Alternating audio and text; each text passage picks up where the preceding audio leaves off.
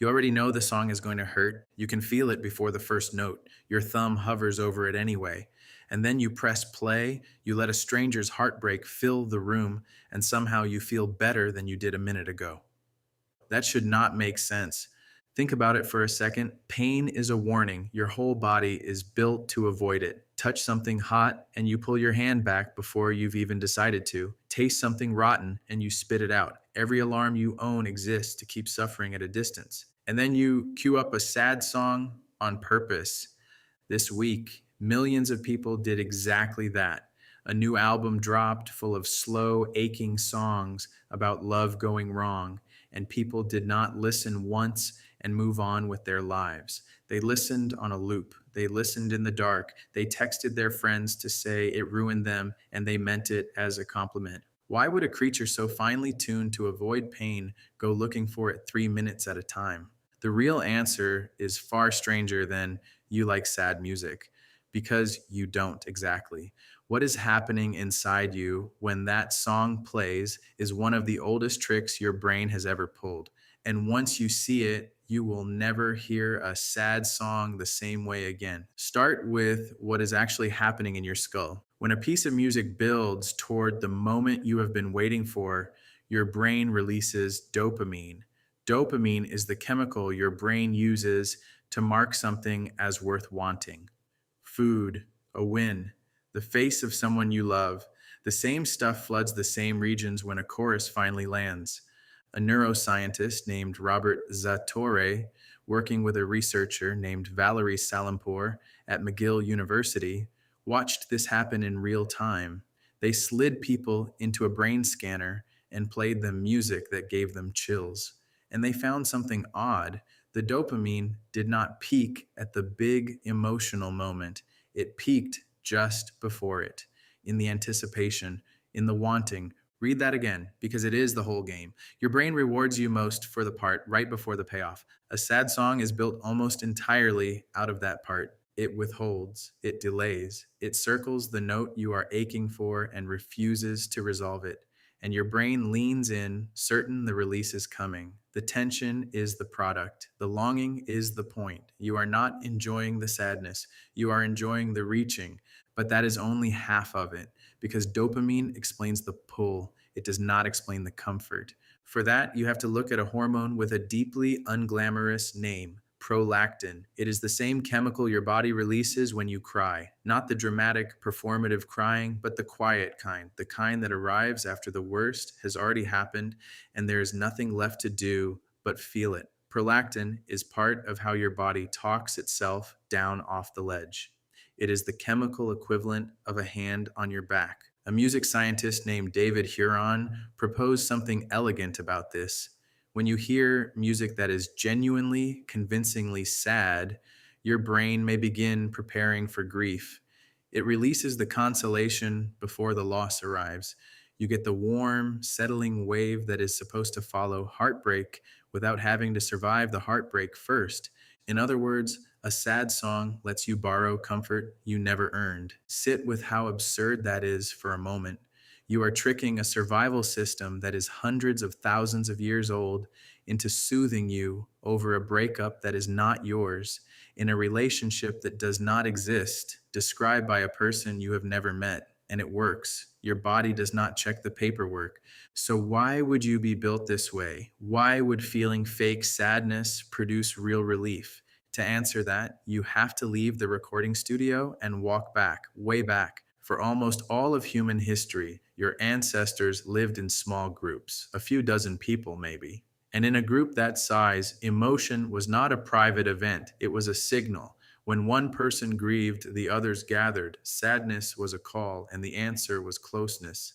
Hands, voices, bodies pulled in tight around the one who was hurting. To grieve alone was dangerous. To grieve together was how the wound closed. There is a name for the sounds people made in those moments, long before there were tidy words for every feeling: crying, keening, wailing, the low, falling notes a human voice makes when it breaks. Now listen to a sad melody and notice that it does the same thing. It slopes downward, it slows, it cracks in the exact places a grieving voice cracks. A sad song is not describing sorrow to you. It is imitating the sound of a person in sorrow. And your brain, which spent its entire evolutionary life learning to respond to precisely that sound, does the only thing it knows how to do. It moves toward it, it softens, it prepares to comfort and to be comforted. Think about the first music you ever heard. Before you had words, before you could hold up your own head, someone leaned over you and made low, slow, falling sounds to settle you down, a lullaby. Strip the lyrics off, a lullaby, and what is left is almost indistinguishable from a sad song. The same descending notes, the same unhurried ache. The sound that means you are safe and the sound that means something is lost are, musically, nearly the same sound. Your brain learned to be soothed by that shape before it learned anything else at all. A sad song simply plays it back to you. This is why the sadness has to feel safe. Researchers named Lila Tarufi and Stefan Kolsch surveyed a large group of people about why they reach for sad music, and the answers kept circling the same idea. People were not using it to wallow, they were using it to feel accompanied. The rewards they reported most were comfort and a strange sense of company, as though the music itself were sitting beside them. Sadness, but with a witness, pain, but not alone. That is the trick laid bare. A sad song hands you the shape of grief with none of the danger. The threat is gone. The loneliness is gone.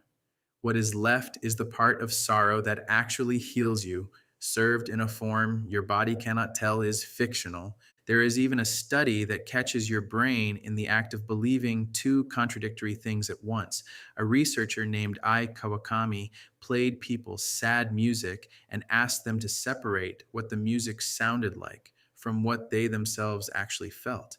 The music sounded tragic, but the listeners reported feeling something gentler, something closer to bittersweet, something almost pleasant. The sadness was on the outside.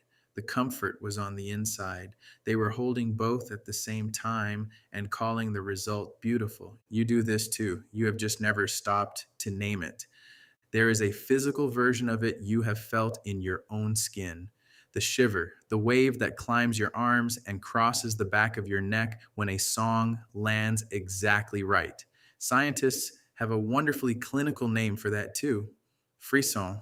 A researcher named Matthew Sachs scanned the brains of people who reliably get those chills and compared them to people who never do.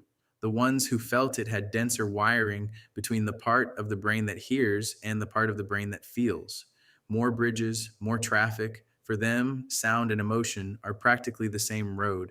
So if music routinely raises the hair on your arms, your brain is, in a very literal sense, built to be moved. And if it does not, you are not broken either. You simply have fewer of those bridges, and you will have to take the long way to the same feeling. Think about the last time a sad song genuinely got you, not background sad, the kind that stops you mid sentence. You probably did not feel worse. You felt seen. You felt as though the song knew something about you that you had been struggling to say out loud, and hearing it said by anyone in any form loosened something in your chest. That is not the music understanding you. That is you recognizing yourself in the shape of someone else's pain and feeling less alone for it. The song is a mirror that grieves on your behalf. And here is where it gets quietly profound. The science suggests that the people most wrecked by sad music are not the coldest people you know. They are often the most empathetic, the ones whose brains light up at another person's feeling as if it were happening to them. So if a sad song reliably takes you apart, that is not a flaw in your wiring. It is a feature of it. It means the ancient machinery that pulled your ancestors toward one another in grief is still running, fully intact inside you. You feel the song because you were built to feel each other, which reframes the whole strange habit, does it not? You thought you were seeking out pain. You were actually seeking out connection, and the song is the cheapest, safest, most reliable way your brain knows to find it. No risk, no vulnerability. No one even has to know. Just 3 minutes of borrowed sorrow and the comfort that was always meant to arrive behind it. It explains the loop too. Why you play it again, why you play it 10 times. You are not torturing yourself. You are returning to the one place where you feel accompanied over and over, the way you would return to a person who finally understood you. The song never runs out of comfort, so you never have to. So the next time an album full of heartbreak takes over the world, and you find yourself lying in the dark, letting a stranger's sadness pour out of your speakers, you do not need to wonder what is wrong with you. Nothing is. You are doing something your species has done since before it had language for any of it. You are gathering around grief. You are answering a cry. The only difference is that this time the cry is a recording. The group is just you, and the person you are comforting in the end is yourself. You already knew the song was going to hurt. You just did not know it was going to hold you.